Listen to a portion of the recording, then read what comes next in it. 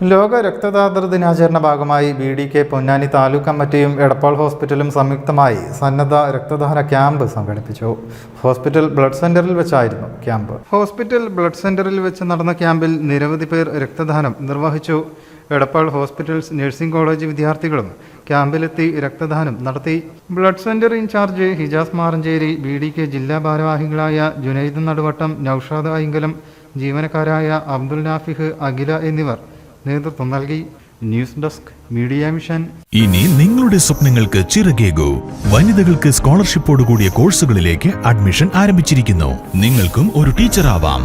+2 degree കഴിഞ്ഞവർക്ക് അന്താരാഷ്ട്ര അംഗീകാരമുള്ള സർട്ടിഫിക്കറ്റോടുകൂടി സ്വദേശത്തും വിദേശത്തും ജോലി നേടാവുന്ന മോണ്ടിസോറി TTC കോഴ്സിലേക്ക് അഡ്മിഷൻ ആരംഭിച്ചു.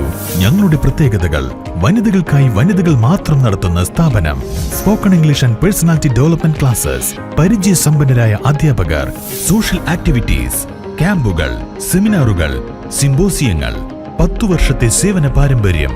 കൂടുതൽ വിവരങ്ങൾക്ക് ബന്ധപ്പെടുക.